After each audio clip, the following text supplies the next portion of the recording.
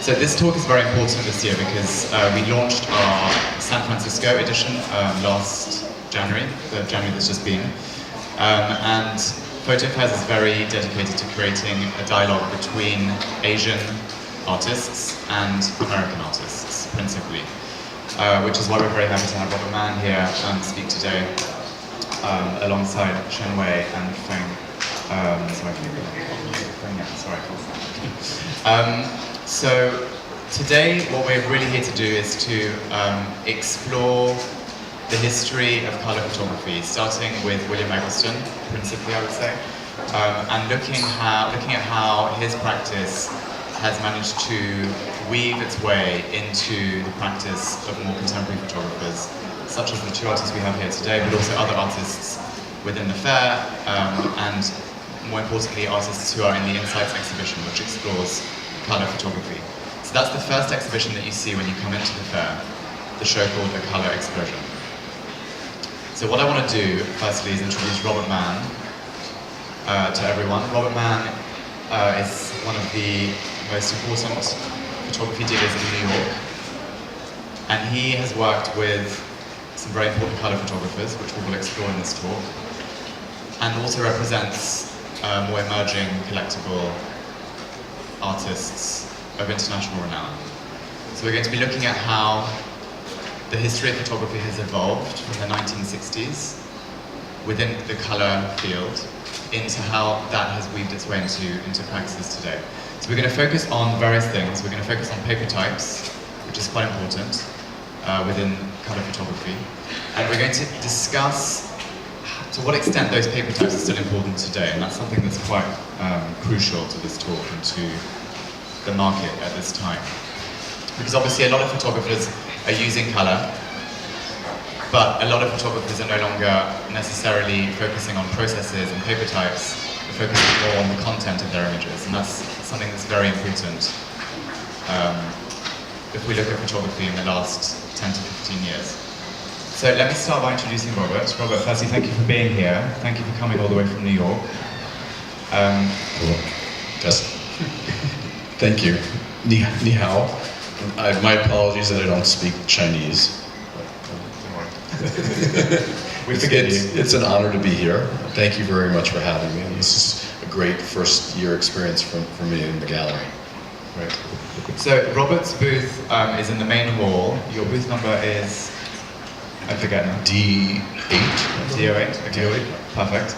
I think one of the most arresting things I saw when I came to the fair a few days ago was the hanging of the Bill Brandt's work that you have in your booth next to the Evan Penn frozen foods. For me, that's kind of the whole point of this talk, and very much kind of emblematic of what the history of photography is. You know, these stark black and white prints next to these incredibly vivid colour prints. And I think Irving Penn is obviously a master of dye transfer prints, and as is William Eggleston. So let me just start with William Eggleston. William Eggleston was one of the first photographers to really master dye transfer printing.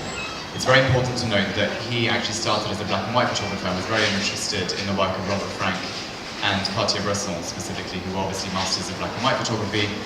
And so a lot of people just see William Eggleston as a colour photographer, and actually he started with black and white photography. And he had a sort of pinnacle moment in his career when he discovered dye transfer processes actually later, much later in his career, I'd say 10 to 12 years after he started really photographing in black and white. And he started with colour photography in the 1960s. So in the 1970s, he discovered dye transfer printing. And that's when he really mastered dye transfer techniques. Now, we'll go into greater detail about what a dye transfer print is in a minute. But I think it's very important to note the colour red as something that's very interesting within the work of William Eggleston and the history of photography generally. And I advise you all to go and visit the exhibition, which is at the start of the fair, because I think this print is a very important print in the history of colour photography, and the colour red specifically. Now, the colour red was something that was very special to William Eggleston, and his most iconic piece, the red ceiling, was really a marking point in the history of colour photography. So please, you've seen the medium evolve from black and white into color, and when you kind of noticed that happening, because you've had your gallery since, what was the date of the opening of the gallery? Well, my gallery began in about 1991. Okay. But despite my youthful appearance, I've actually been doing this for 40 years. I began in 1977 in the photography world. I began with Harry Lunn, who was one of the pioneering photography dealers, and one of the first dealers to start representing William Eggleston. So in 1977, color photography was still somewhat of an anomaly. You didn't see too many photographers working in color and promoting their work through the galleries. There was Eggleston and a few others, but it was still rather rare. By the time I opened my own gallery, color photography had well been accepted, and it had been exhibited and collected in museums. It had become more of the norm in the galleries, but it was always sort of the taking a back seat to black and white photography, and largely due to its fugitive nature, its uncertain stability, which is now no longer an issue, which we can discuss further down the road. So, I'm sorry, your original question was? I think what's interesting is the transition from black and white into color, Okay. and why that happened. Because I think people see black and white photography as more of a kind of journalistic, documentary art form, and color photography became an opportunity for artists to explore, fine art photography as we know it today. Do you think that black and white photography still has its place within? Can you sort of explore that, and how black and white photography is still relevant within contemporary practice?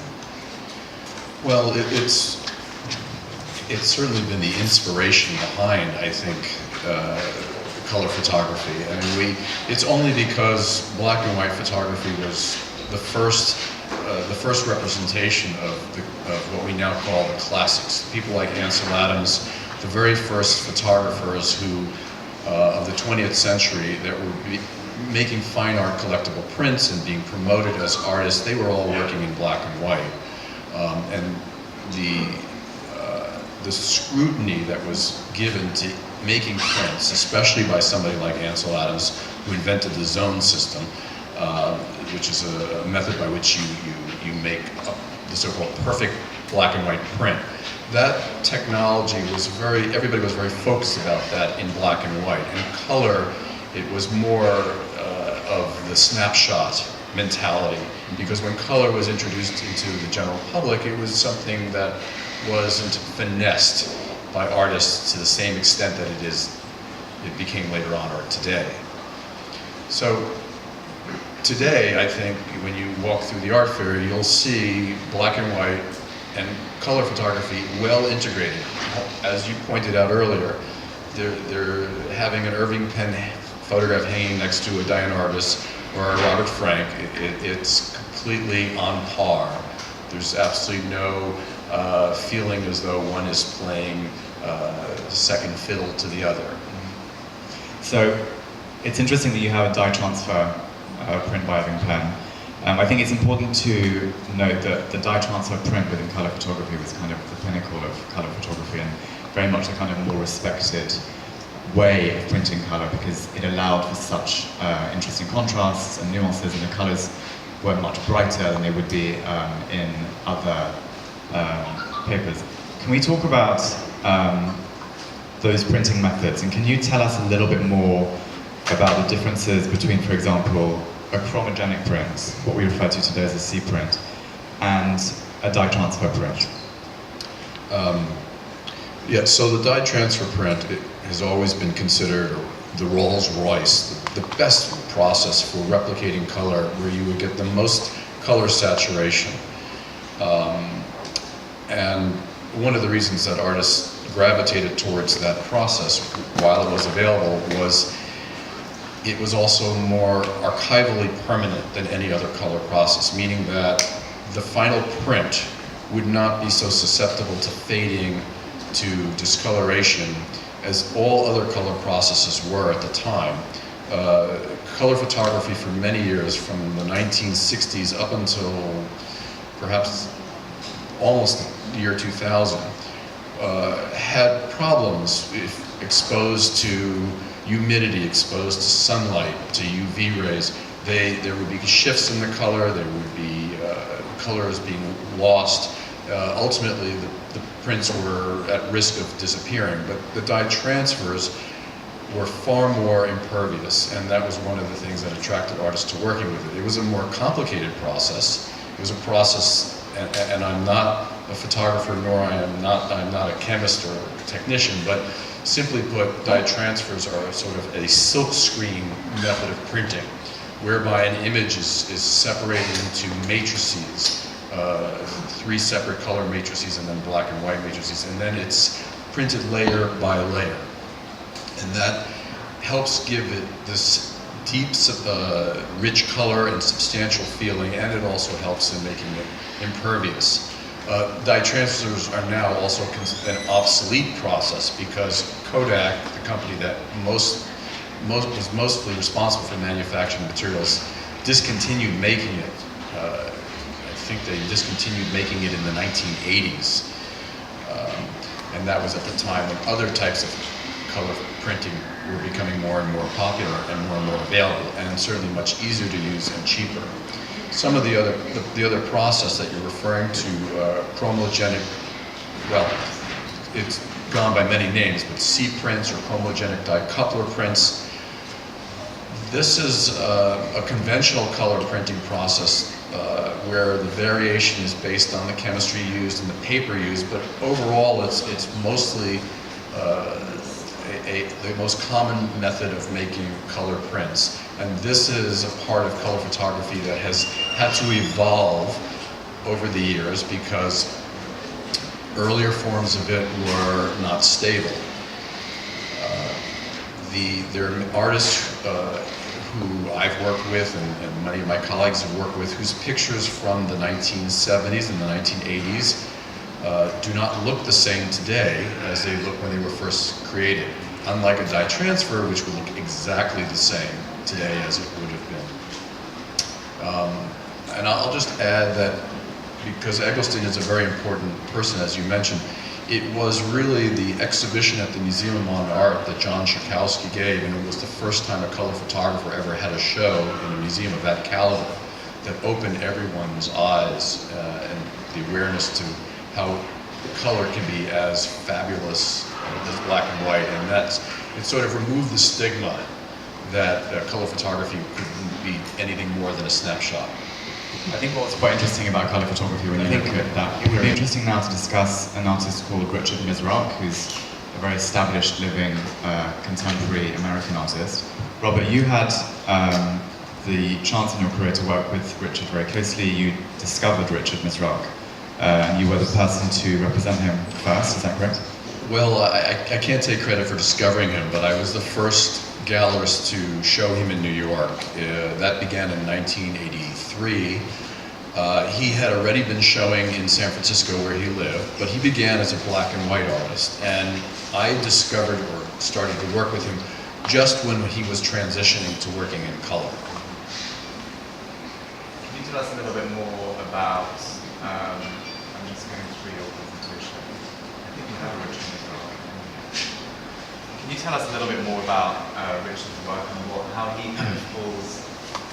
Sorry, can you tell us a little bit more about Richard's work and how his work falls within the overall story of color photography? And if you think he is someone who has an important part to play today in the kind of, in the landscape. So Richard Mizrak's work has evolved. When the first body of work he did in graduate school was street photographs. It was called Telegraph 3 a.m. They were night photographs of the hippies living in San Francisco at Haight-Ashbury. The next body of work he did were these landscapes that he did at night with a flash. Most of them were done in the American desert, but as you can see, he also traveled to the United Kingdom and photographed in Stonehenge. And these are black and white prints made with a flash, but they are split-toned. And there's an example of this picture hanging in the Insights exhibition. Split toning is a process where a photographer takes black and white chemistry and alters it by adding two different toners, gold chloride and selenium. And those toners will attach themselves to the silver salts in the photographic paper and create a very slight, or not so slight, extra tonality. So the gold chloride can add a reddish brown tint, and selenium can add a cool kind of bluish gray. Now, originally these toners were used by photographers even in the 19th century to further arrest or secure the prints, to make them less susceptible to fading. But Richard Misrak and a few other photographers discovered that you could use these toners to actually add color. The color was really a way of, it wasn't color in a conventional sense, it was color being pulled out of the silver salts in the paper by a chemical manipulation, and it was a subtle color. But that was Richard's first foray into moving away from being a strict black and white photographer and experimenting in color. After this body of work, Richard started to work with an 8x10-inch view camera in the American desert, and then he was shooting color film. And his most famous body of work from that period is called the Desert Cantos. He took the title out of Dante's Inferno, and he broke all the landscapes that he was making in the desert were mostly daytime images, and he made these absolutely gorgeous color prints, which at the time were, and I can't convert this in my head to centimeters, but they were measuring from 20 by 24 inches up to 40 by 50 inches. Those were considered very large pictures at the time in the world of photography. Of course, today they're considered small.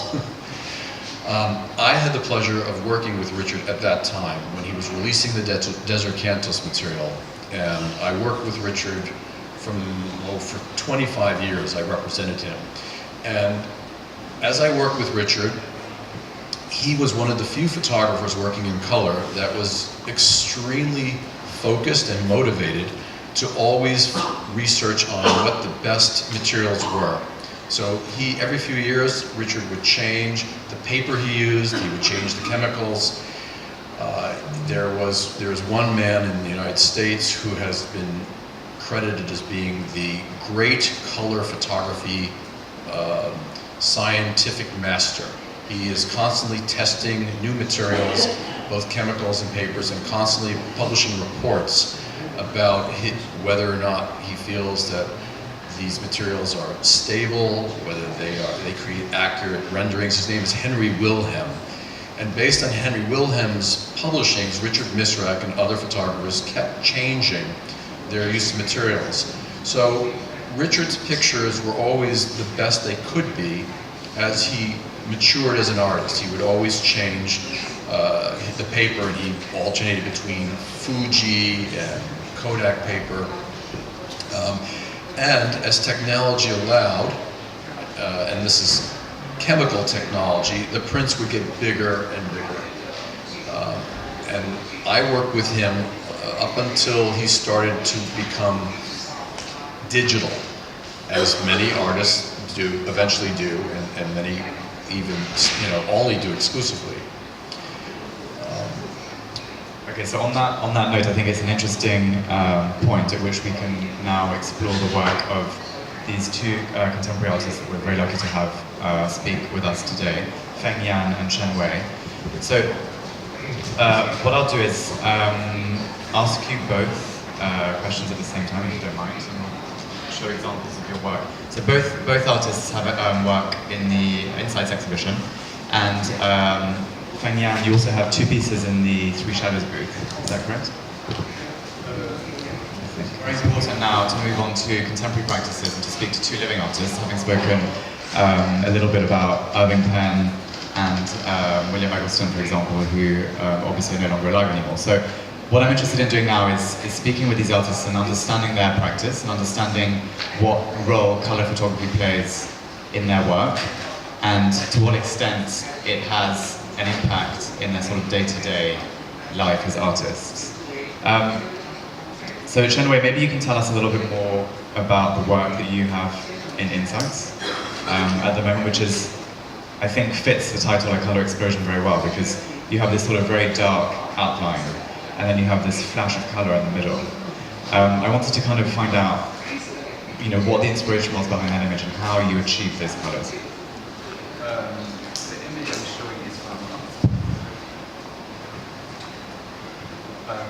The image I'm showing is from actually from a new series of work called Garden Tales, and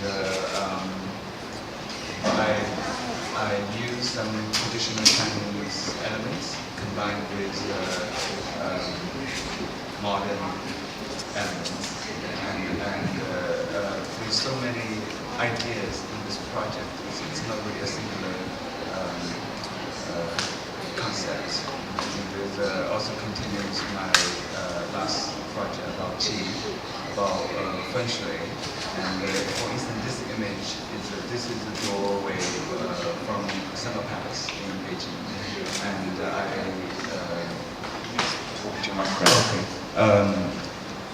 for about 4 or 5 years, every time I go to Beijing, I went to Summer Palace, and I photographed all the doorways and in different lightings, and I tried to think about what to do with them, and last year I started to photograph some self-portraits, and you will show later, and it's starting to about this contradiction between power and submission, and I think this kind of doorway, in a way in Chinese culture, is a step into power, and instead of you see what's behind, which is the palace, and I blacked everything out, and insert in a sort of abstract lighting, and to represent sort of energy, which is also very a Chinese way of thinking, qi.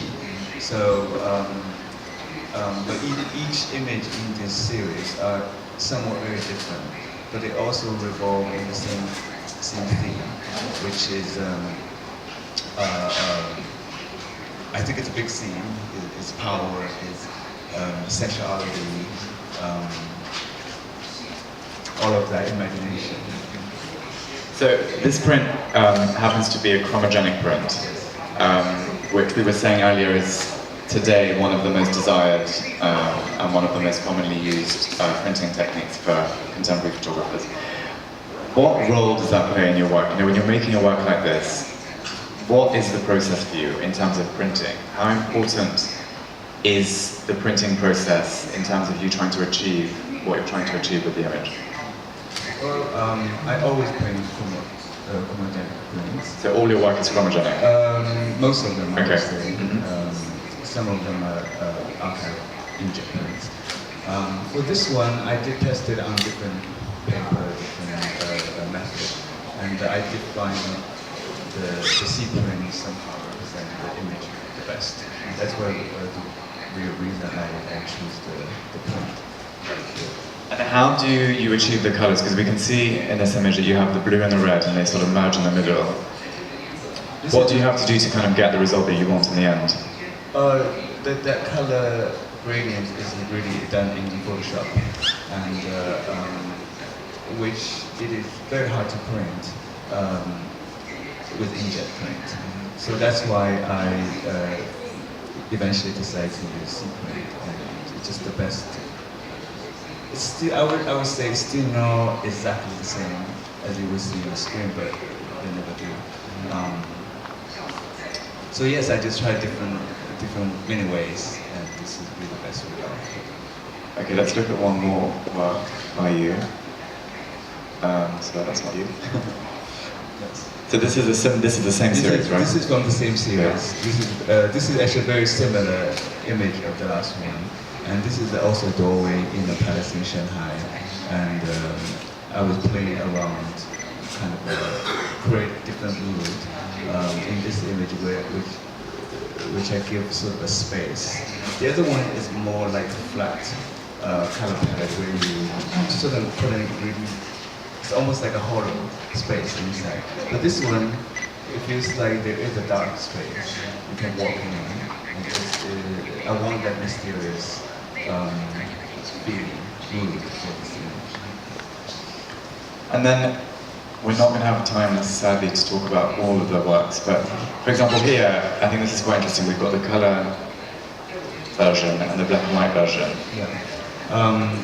Because we were talking about how to, what I want to see a contrast between different color images from black and white. I think for the color version, the red becomes very, very important. It's a color of China because this is a stage of Chinese theater.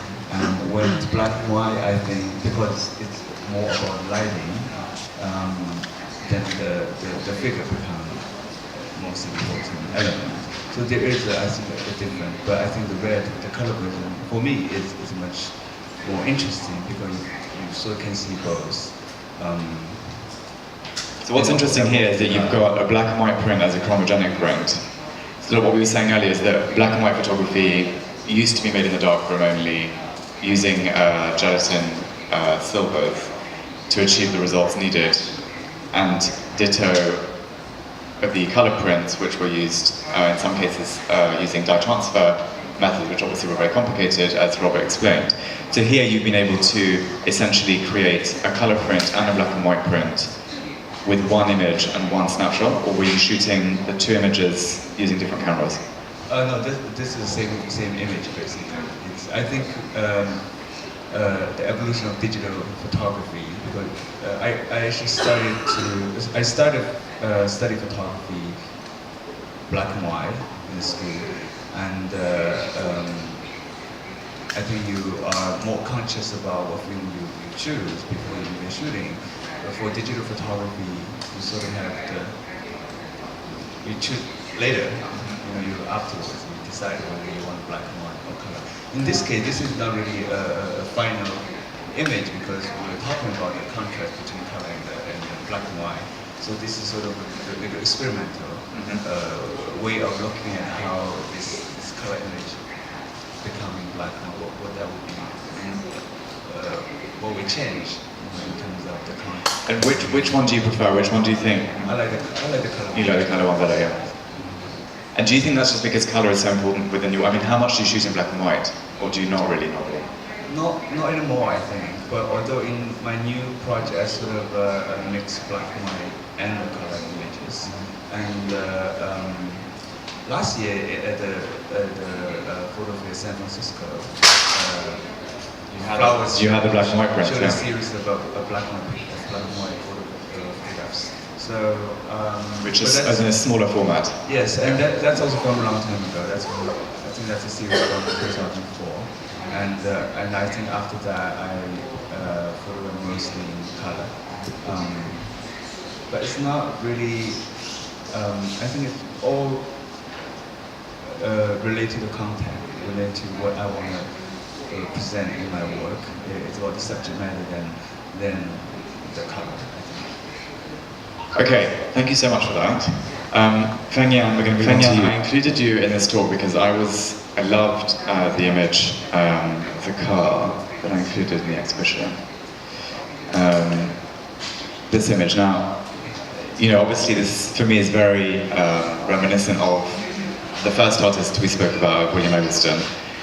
But obviously there's your take of it, and I think it's very interesting. Again, the color red. This, American vernacular of looking at cars. Obviously, this is not an American car. This is and you'll tell us about what it is in a second. But I think it's a very interesting nod to American photography, American color photography, and I love the nod because we've created this dialogue between San Francisco and Shanghai. So for me, this is kind of an interesting image because it sort of encapsulates Asian and American practices in one image. So I'd love it if you could tell us a little bit more about this work and the inspiration behind it.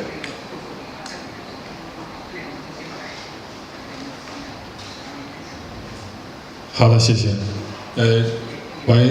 这个系列的作品是叫权力系列，那么我纵观我的作品，大概有15年的这个创作，然后从早期的这个秩序系列，到权力系列，到迷幻的竹子，以及山石纪念碑，还有最新做的这个唐灵参草，包括绘画之册。那么从我早期的这个系列里面，秩序系列是有许多这个。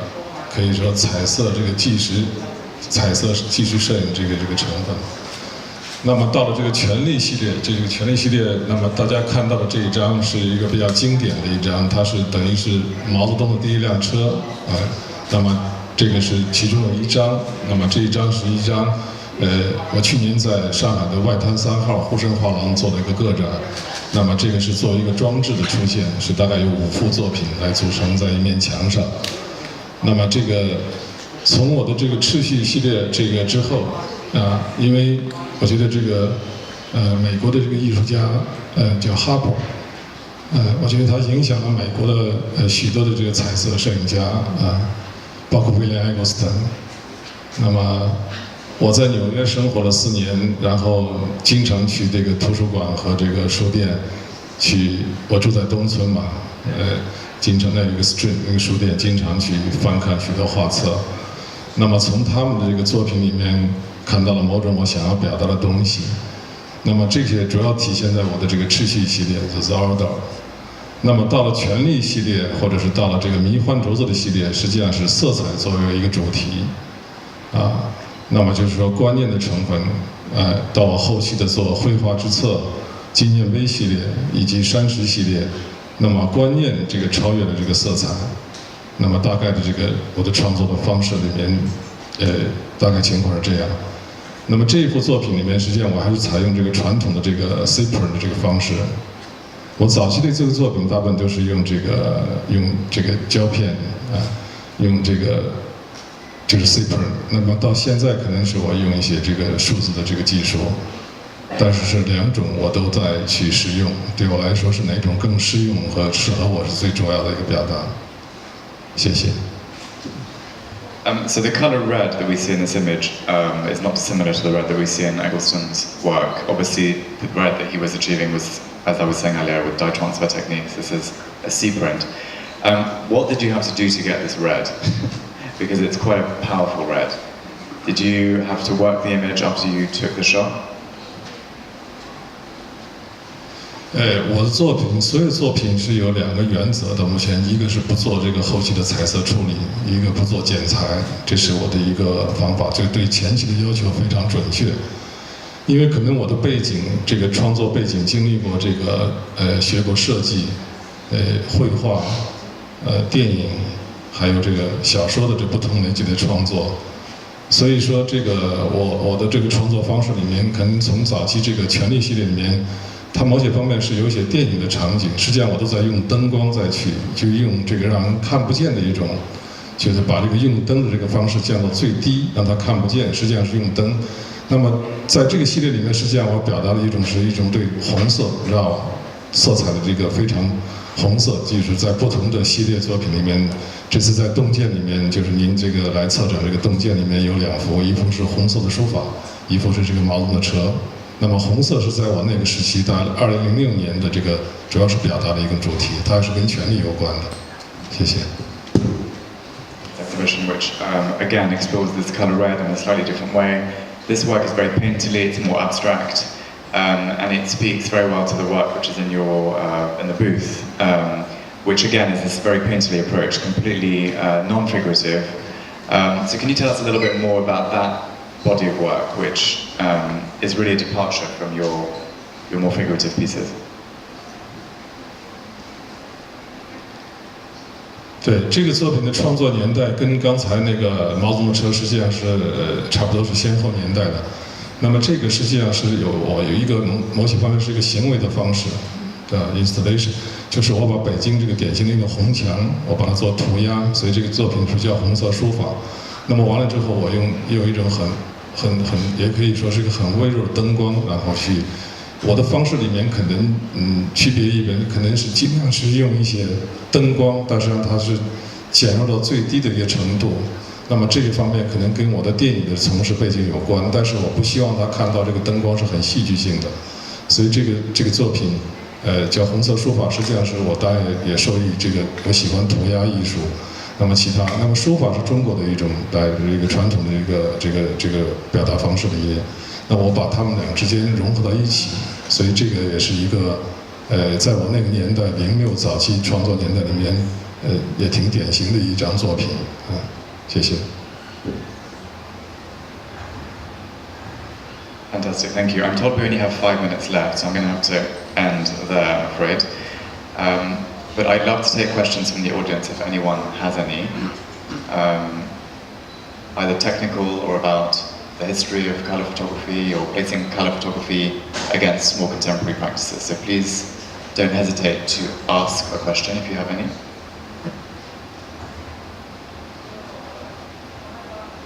Don't be shy.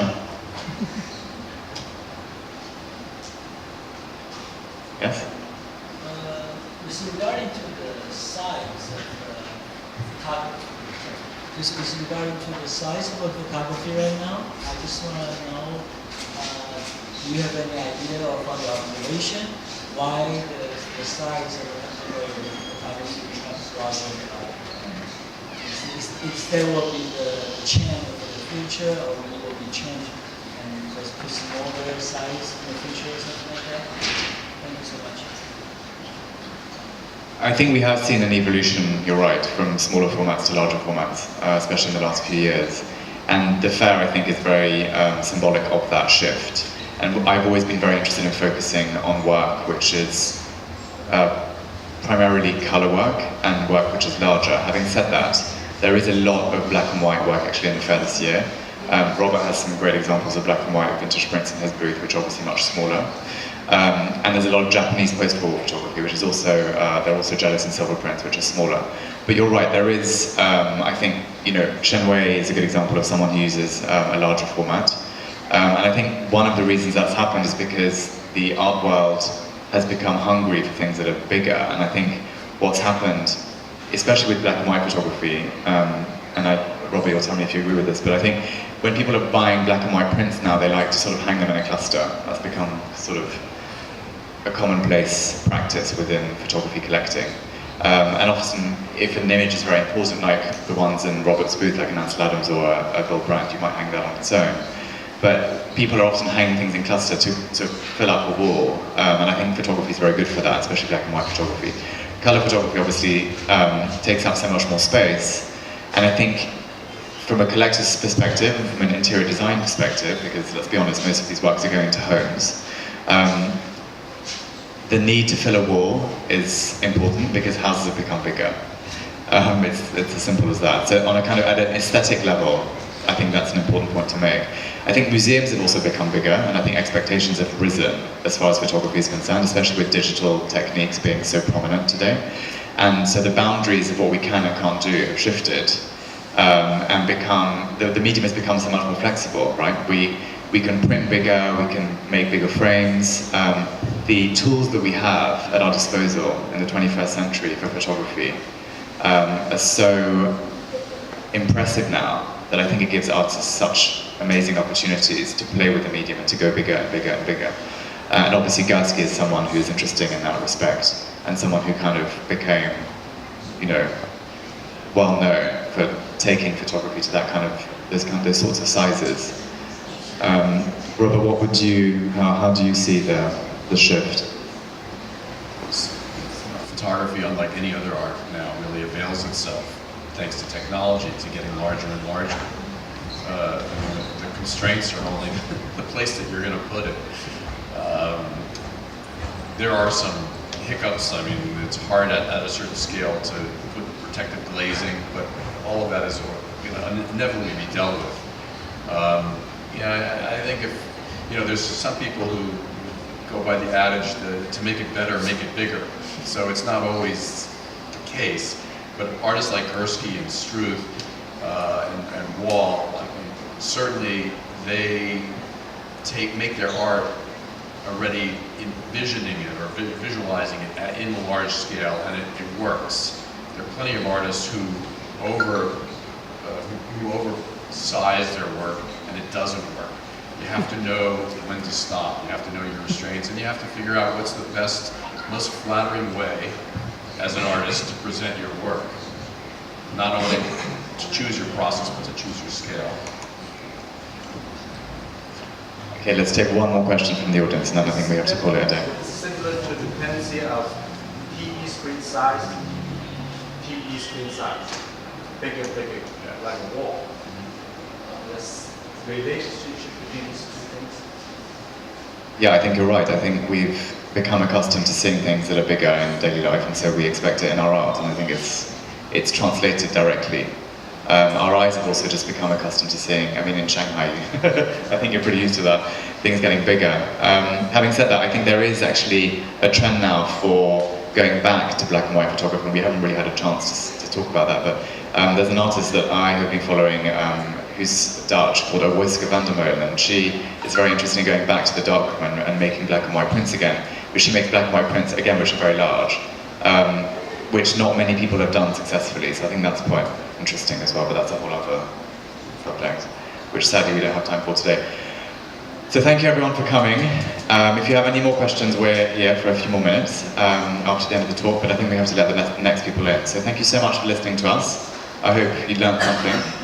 And go and have a look at the Insights exhibition on your way out, because I think it's interesting. Thank you so much.